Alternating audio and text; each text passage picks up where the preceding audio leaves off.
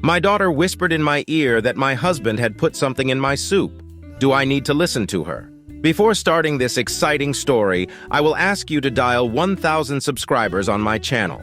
I love you very much, so let's get started. I'm uncertain whether I watch too many crime shows or if I'm just being paranoid, so I've come here to seek advice. Last week, I prepared chicken gnocchi soup. When it was nearly ready, I started assisting my daughter with a school project. She served us both a bowl of soup, and moments later, my boyfriend rushed into the room with a bowl in hand, urging me to eat the bowl he had. I told him it was all the same, but he insisted that he wanted mine because it supposedly had more chicken. Reflecting on it now, I realized there was no way he could have known that since my daughter was the one who dished it out. My daughter then took the bowl he handed me and said she would eat it, but he yanked it out of her hand and said, "No, it's for Mom." I accepted the bowl and he went to the living room. I continued working on my daughter's project and advised her not to eat the soup. About 20 minutes later, I went into the kitchen to dispose of the soups and noticed he was still eating his. He questioned why we hadn't eaten any, and I lied, saying the cat got into it while we were waiting for it to cool down. He screamed, "What? Was it your bowl? Cats can't eat that." I reassured him it was just a lick, but since then, he has been obsessively watching the cat with unusual stress. These accidents have been occurring over the past 6 months, not in quick succession. Following the soup incident, my emergency money went missing. I always keep money hidden for emergencies because I lost my older sister due to her inability to escape a dangerous situation, and I swore on her grave that I would never be in such a position myself. After the soup incident, when I went to retrieve my money, it was gone. I had hidden it well and changed its location every few months. I asked my daughter if she might have found it and assured her that if she took it, I wouldn't be mad because she couldn't have spent it. She denied taking it. A few hours later, she recalled seeing my pink wallet in my boyfriend's glove box when they were pulled over the other day. I hadn't disclosed to her which wallet contained the money or that it was even in a wallet. I decided to ask my boyfriend if he had found the money by accident. He responded by questioning why I was hiding a large amount of money and said, "You know you could never leave me," followed by a laugh, something he had never said before. I told him the money was meant for my daughter's Christmas gifts. He denied finding the money, but offered to use his credit card for presents. I didn't mention to him that my daughter had seen my wallet in his car. In addition to these incidents, several other occurrences over the past few months now seem less random in hindsight. For instance, I have a severe latex allergy. One day, as we were about to have sex, I noticed in the mirror by our bed that the condom wrapper was a different color. I stopped him because it wasn't latex-free, and he claimed it was an old one he had mistakenly used. We've been dating for over 2 years, and he is well aware of how serious my allergy is. Furthermore, my EpiPen, which I keep in my room, has gone missing. I only realized this while searching for my money. Another peculiar incident occurred when I was carrying laundry down the stairs, and my boyfriend was following me. He kicked the back of my leg, causing me to fall. He claimed it was an accident, saying he slipped, but the stairs are made of wood and he was wearing steel-toe boots. At the time, I thought it was just an accident. Am I overthinking this? My anxiety has been at an all-time high. Do I watch too much true crime? Here's why I think I might be overreacting. We generally have a good relationship. He loves my daughter as if she were his own. We split all shared bills and both contribute equally around the apartment. We don't fight, and he has never even raised his voice at me. Although we live paycheck to paycheck, our bills are always paid. I considered going to my mom's house for a few days and confronting him about the money once I felt safe, but I don't have the funds to do that now. My mom is on a fixed income and can't help. I feel stupid for being scared. Last night, I decided to check his car for my wallet, but he caught me. I asked him for my money back, and he tried to play dumb. I told him my daughter had seen it there. He accused her of lying. I told him I never disclosed the money or the specific wallet to her. He insisted that he was a grown man and that kids lie all the time. I asked him once more for my money, and he said, "I'm not giving you money to leave me." While he was in the shower, I grabbed my cat and my daughter, and we left. Unfortunately, I can't take my cat with us to a shelter, and all the domestic violence shelters are full. I managed to secure a night at a cheap motel. This exact situation is why I had saved money. I did everything right, and now I feel completely screwed. It feels like I just blew up my entire life. Update. The day after we left, he sent me a picture of my EpiPen and tried to tell me it had been in my nightstand the whole time. I had torn that room apart looking for it, so I know for a fact that it wasn't there. He had taken it. He then tried to convince me to come back, saying that I had scared myself silly and watched too many true crime shows. Something didn't feel right, so I told him to put my money and EpiPen in the mailbox. We went back and forth, and he denied having my money. He then said, "If we broke up, you and Maria, my daughter, are no longer allowed in my apartment and will be treated like trespassers," and sent me a picture of his target practice sheets. I went to the police about the money, but was told it was a civil issue. I was upset, but wanted to retrieve the rest of my belongings, so I asked for an escort. Yesterday, I finally got an escort into the apartment with a cop and my landlord. He had destroyed everything of my daughter's and ruined the laptop charger I use for work. There was no EpiPen. My daughter's medication and backup medical supplies were also ruined. Our landlord let me off the lease without having to pay an early termination fee, which is great considering I have no money. Motels are expensive. I don't want to get rid of our cat. All shelters are full, and this is scary as hell. Update. After my last update, I was encouraged to return to the police station. On Saturday, December 9th, I went back once more. This time, I came prepared. I printed out the threatening text messages, including the target practice sheets he had sent me. I explained in detail about the accidents that demonstrated his attempts to harm me. Additionally, I had my landlord provide a written statement expressing his belief that our lives were in danger after seeing all the evidence I presented, and confirming that he allowed me to terminate my lease early. I also brought along the destroyed medical supplies and medications. Despite all this, the police said they had already spoken to him, and he denied everything. He claimed my daughter had probably destroyed her own belongings because she is special ed. For the record, she has very mild Asperger's but does not destroy things. Since it was his word against mine, the police believed him. They told me there was no proof he stole the money or that it even existed in the first place. They also said the EpiPen was my responsibility and wouldn't take any action if it was lost. I was advised to let it go and felt like they treated me as if I were bothering them with petty civil issues. I am so defeated and angry. My daughter won't have gifts for Christmas because I need to save for a new apartment deposit. We've been staying in motels while I reach out to domestic violence resources, but I can't get help without a restraining order or police report. Every place I've contacted is out of funds. He is getting away with everything, and I'm immensely relieved we got out because there is no doubt in my mind he would have gotten away with my murder. It feels like nothing has changed since my last update. No justice, no repercussions for him. He gets to stay in the apartment. Although my landlord offered me another unit across town, I can't afford to move in. This exact situation is why I had money stashed away. No one has ever cared about us, and I knew that. There is nothing else I can do. Update. On Christmas, he slashed my tires, fully aware that I would have to pay out of pocket to replace them, which I can't afford. Today, he escalated his threats by throwing a heavy patio chair through the window of the place we were staying at, making it clear that he knew our location. As a result, I was asked to leave for everyone's safety. However, my daughter and I are far from safe. In desperation, I walked through sleet and snow with my daughter and our cat, feeling utterly vulnerable and like open prey. We ended up returning to the police station to sit in the lobby until morning. The shelters are still full, and now I have to disclose his dangerous nature wherever we go. The police were unable to locate him, but I am certain he is nearby. Update. Please read my other posts for more context, but here's a brief summary. I'm pretty sure my ex was, or still is, trying to kill me. Initially, I dismissed a few incidents as accidents, until I suspected he poisoned soup that was specifically meant for me. On Christmas, he found our location, slashed my tires, and threw a heavy patio chair and planter through a window. He still hasn't been caught. I checked everywhere I could think of, and still couldn't figure out how he was tracking us. I blocked him on everything, including email, after he sent me pictures of his target practice sheets among other threatening things. I got a cheap burner phone to avoid being tracked. My daughter was out of school for winter break, so he didn't follow her or anything. I even checked my car for a tracker but found nothing. I do not have an iPhone, so I couldn't check whatever app an AirTag is attached to. My cat is harness trained and wears a collar, but there was no tracker on it. Until today, when I decided to thoroughly inspect the cat carrier.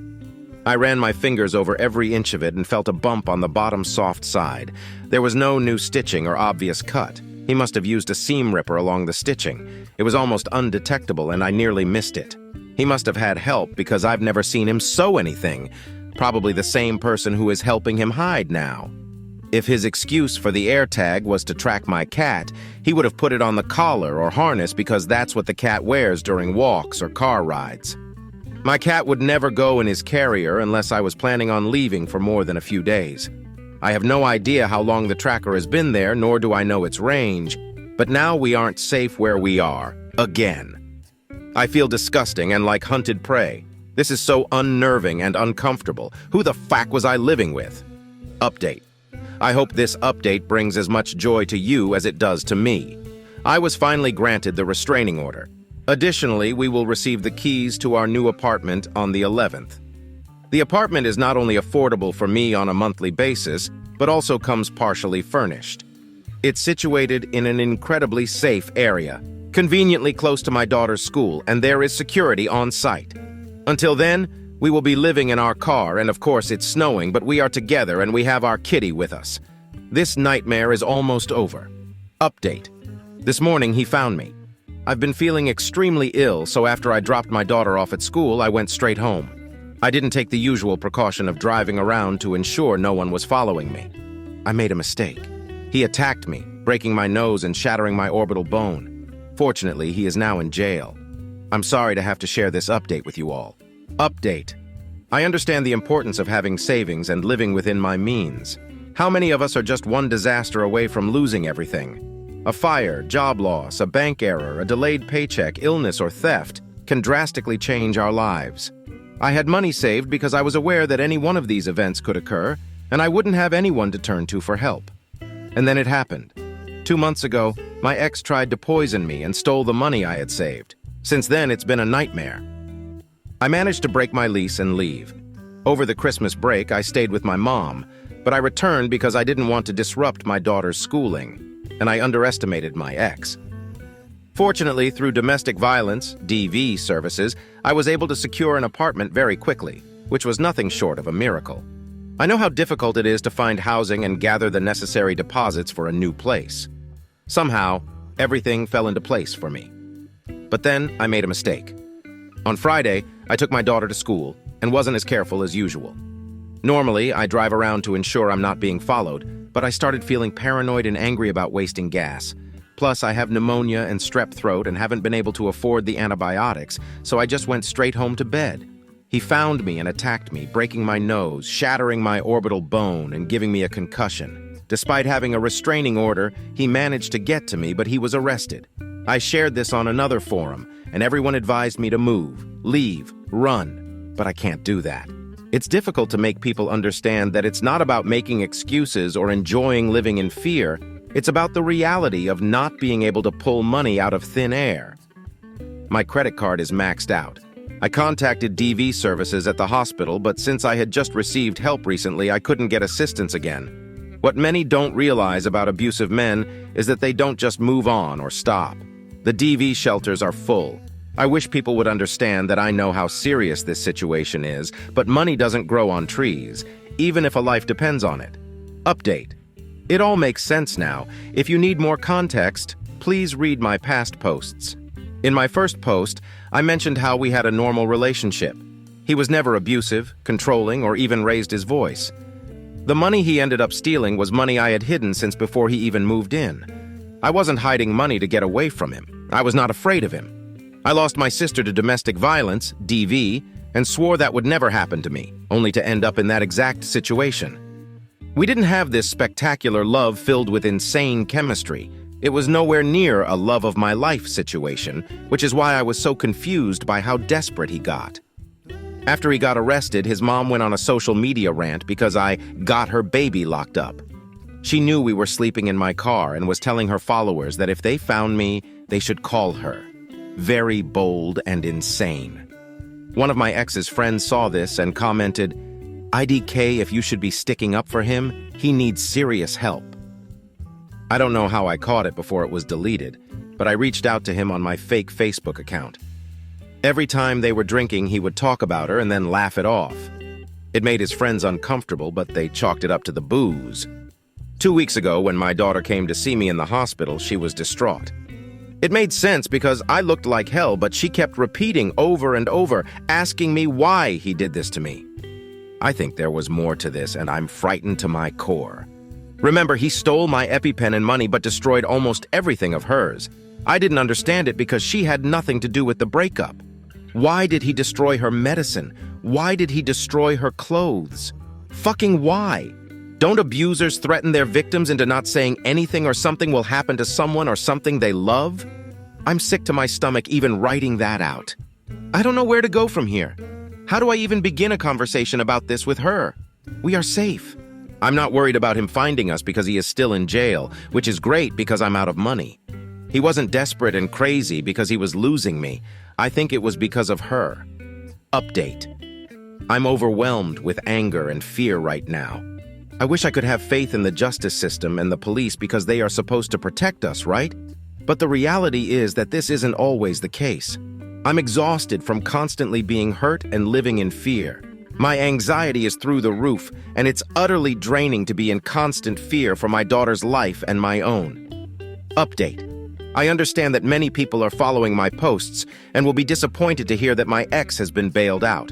I am still in the process of healing from when he broke my nose and shattered my orbital bone. I realize that a restraining order is just a piece of paper because he ignored it when he attacked me, and I know the police aren't going to save me.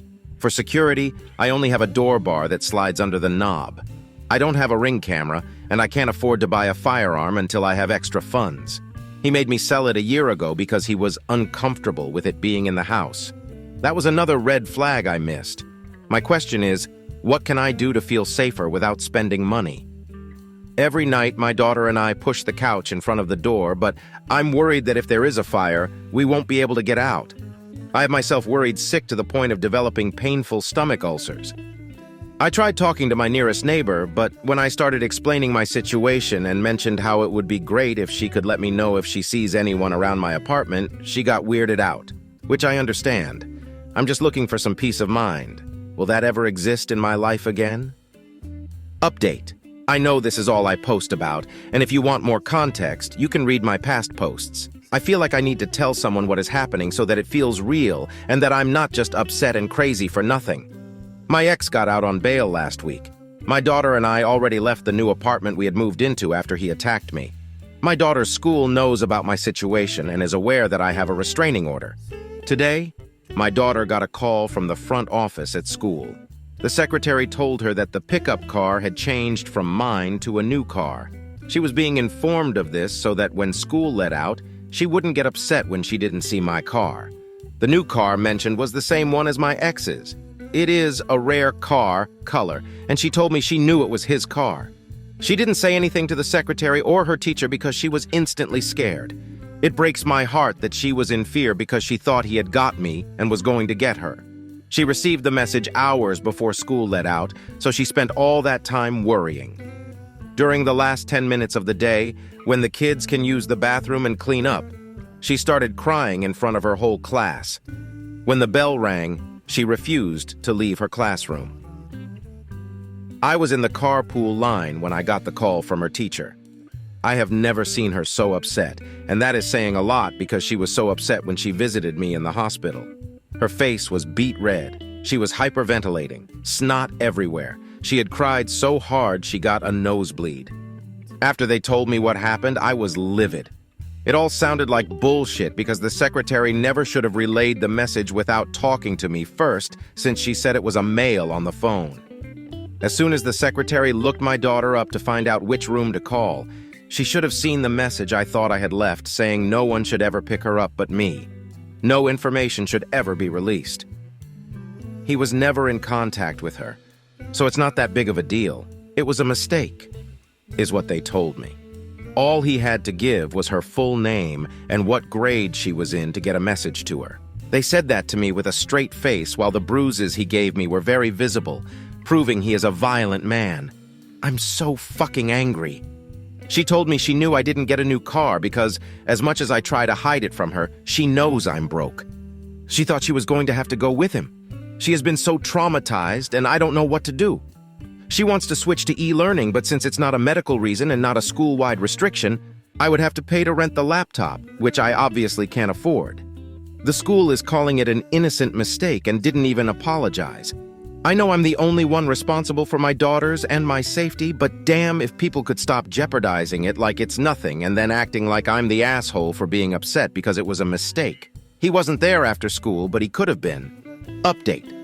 I've had a few people asking for updates, so I wanted to provide some information. I can now confidently say that my daughter, our cat, and I are safe, and will continue to be safe from here on out. This means I can start the process of rebuilding our lives without the constant fear that has been overshadowing us. While I'm not okay emotionally, the important thing is that we are safe. Update. I just want to say that if anyone is going through something similar to what I've experienced, you can vent to me. This is a situation that you truly have to experience firsthand to understand its difficulty.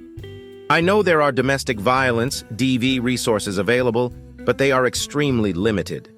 I had someone from here checking in with me, and when I explained what was happening, they asked, "Why aren't you stable yet?" That question really took me off guard. Only a few people knew that I was pregnant during all of this. I left my home with basically nothing and went to a hotel, but he found me. I moved to another hotel and he found me again.